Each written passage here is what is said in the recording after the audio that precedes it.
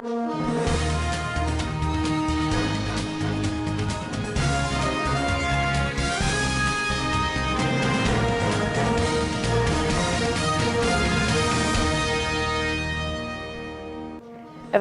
of Nigerian students from Egyptian border, Port Sudan completed. Nigerian Electricity Regulatory Commission stops discourse from billing disconnected customers. Banks get 30-day deadline to close accounts without BVN. On business, Nigeria loses 313 billion naira as oil theft. Shutdown rise, operators demand tough sanctions. On international scene, Rwanda prioritizes relocation of disaster-stricken households, post-floods reconstruction. On sport update, Arsenal trashed by Brighton in the Premier League title. Hello dear, welcome to Standard Voice Television News. I'm Nkuthum Muhammad. All Nigerian students fleeing war-torn Sudan have been successfully evacuated from Sudan. The Nigerians in Diaspora Commission made the announcement on the federal government's behalf. Since the commencement of the evacuation exercise on May 3rd, no fewer than 2,518 Nigerians have been airlifted to the Nigerian soil.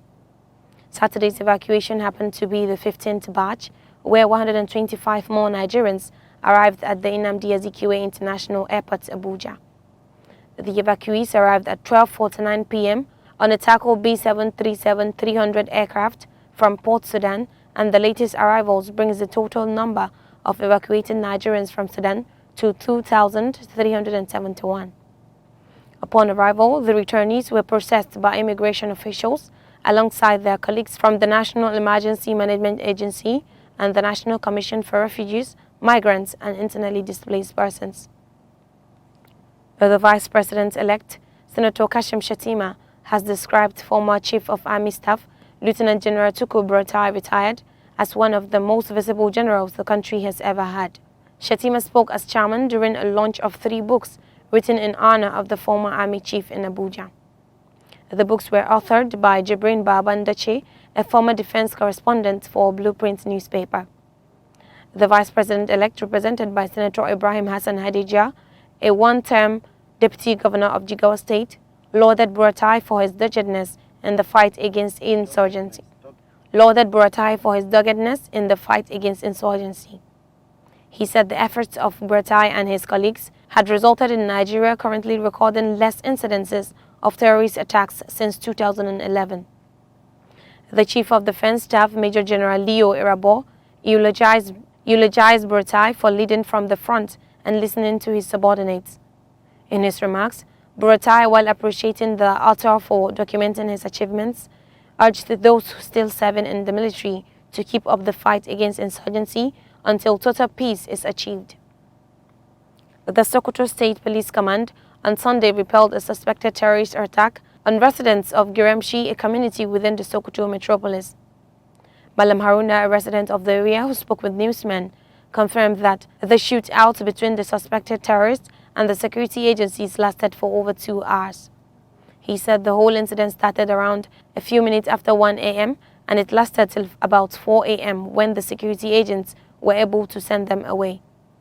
He, however, commended the efforts of the Nigerian police force for their swift reaction, saying, if not for the security agents' quick response, only God knows what would have happened to them. He said the mission of the suspected terrorists could not be ascertained, but residents believe they might have been on a kidnapping mission in the area. The Nigerian Electricity Regulatory Commission has stopped electricity distribution companies from billing any customer already disconnected for non-payment. It is prevalent in the Nigerian electricity supply industry for DISCOs to keep billing customers they have disconnected from supply due to non-payment. This act has culminated in protests and litigations among customers and the energy distributors. The Commission, in an order signed by its chairman, Engineer Sanusi Garba, insisted the extortion must stop. Engineer Garba said, whenever a supply address has been disconnected for non-payment and a bill has been produced representing consumption at the time of disconnection, the distribution company shall not bill for any additional charges in respect of that supply address until after it has reconnected electricity supply to the address. NERC also said the DISCOs may, under special circumstances, bill a customer a supplementary bill during the billing period.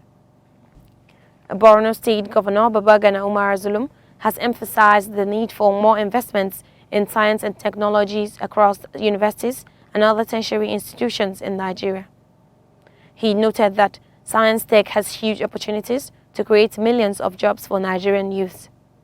The governor made the call on Saturday while attending the 27th convocation ceremony of Modibo Adamawa University for the 2019/2020 and 2020/2021 academic sessions in Yola, Adamawa State. Governor Zulum's presence was to honor an elder statesman from Borno State, billionaire businessman and philanthropist Alhaji Muhammad Indimi, who was awarded an honorary doctorate degree by MAU. Alhaji Indimi is the Pro-Chancellor and the Chairman Governing Council of the Borno State University, located in Maiduguri. The Central Bank of Nigeria has given banks and other financial institutions a 30-day timeline to close accounts without bank verification number. Data from the Nigeria Interbank Settlement System showed that 57.39 million customers' accounts have been linked to their BVNs as at April 8.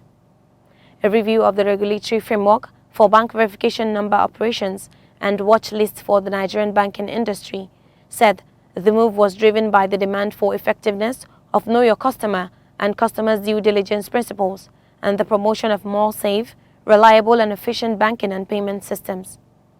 The policy was also meant to address increasing incidents of frauds and to enhance public confidence in the banking industry and provide a guide for BVN operations and watchlist activities carried out by financial institutions in Nigeria. The governor of cooking in Nigeria, Hilda Effiong Bassey, better known as Hilda Bassey, has set a world record for cooking after spending 87 hours and 50 minutes cooking while standing. Hilda, who is 27 years old, has been preparing for 4 days to set the record of beating India's Lata Tondon, who entered the Guinness World Record. In 2019, Lata entered the Guinness Book of Records after spending 87 hours and 45 minutes cooking in central India.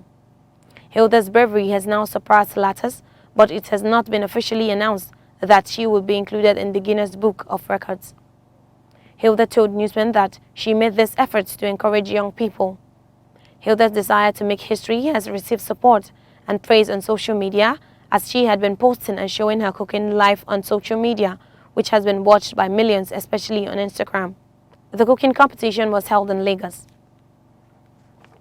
2 businessmen arrested by operatives of the National Drug Law Enforcement Agency at the Nnamdi Azikiwe International Airport, Abuja, for cocaine ingestion have allegedly excreted 193 pellets of the illicit drug after 3 days in the observatory custody. The alleged traffickers, Ono Ebere, 49, and Christian Ifeanyi Ogbuji, 47, were intercepted at the Abuja airport on May 10th upon their arrival from Uganda via Addis Ababa on board Ethiopian Airlines flight. They both traveled to Uganda and from there crossed over to Addis Ababa, Ethiopia, where they picked the consignments before returning to Abuja with Lagos as their final destination. After days in the extraction room, Ebere Ono extruded a total of 100 pallets weighing 2.137 kg, while Christian Ifeanyi Ogbuji extruded 93 pallets hidden in his stomach with a gross weight of 1.986 kg. Meanwhile, NDLEA operatives have raided 2 notorious drug joints, Zaro Bunk in Bama Road, Sabongari and the Sani Abacha Indoor Stadium, both in Kano Metropolis, where a total of 160 suspects were arrested on different quantities of illicit substances. Now on business news.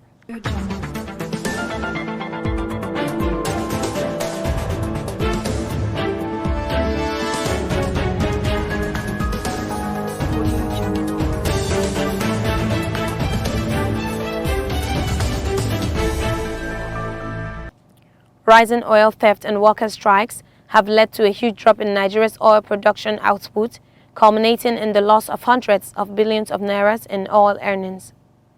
Crude oil production in Nigeria crashed by over 9 million barrels between March and April 2023, leading to a cumulative revenue loss of about 356 billion naira. Industry operators blamed the plunge in oil production on the recent strike by some oil workers, which warranted the shutdown of production at selected wells for a period, as well as the theft of crude by thieves.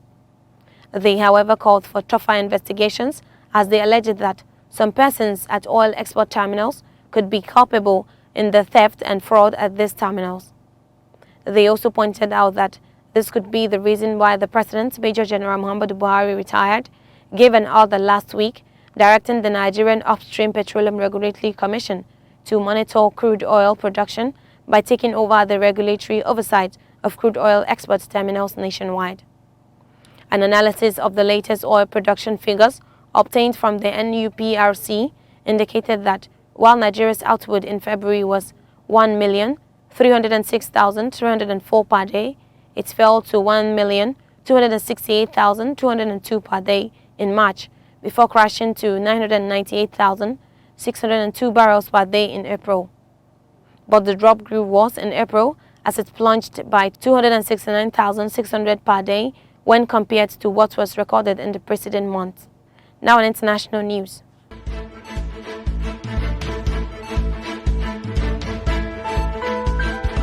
Audio Jungle.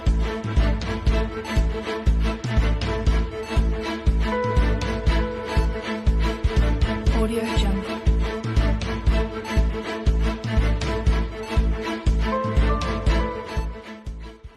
Last week, heavy rainfall caused significant 137 casualties and injuries in the northern, western and southern provinces of Rwanda. Since heavy rainfall battered Rwanda, causing landslides and deadly floods on May 2nd to 3rd, the government initiated an emergency response, including evacuations and temporary relocations to camps for affected residents. Rwandans also raised over 10 million of their currency within 24 hours to support those affected, and urgent relocation of over 19,000 households living in the disaster-prone area has been prioritized. The deputy spokesperson for Rwandan government, Alain Mukurarinda, outlined the nation's plans for post-flood reconstruction. He said that what is left to do is to ensure that where the victims were previously located, in those places that were designated as high-risk zone, they are resettled. What is left to do is to ensure that where the victims were previously located, in those places that were designated as high-risk zones, they are resettled. Resettlement involves screening. We identify who had land ownership prior to the floods, who owned a house, who needs compensation and who doesn't need. But then, after that, we relocate them to the homes that are not in high-risk zone areas. Rwandan's mountainous terrain makes it more prone to floods and landslides compared to other countries and has caused disastrous incidents in the past. Residents relocated to resettlement shelters and model villages express how their lives have improved, emphasizing the need for a mindset shift among citizens reluctant to move from high-risk zones to safer locations.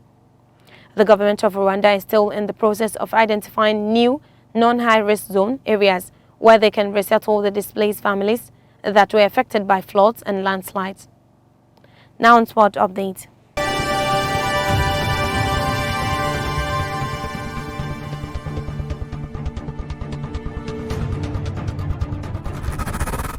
Manchester City are on the brink of winning the Premier League title after Arsenal crashed to a shock 3-0 defeat against Brighton on Sunday.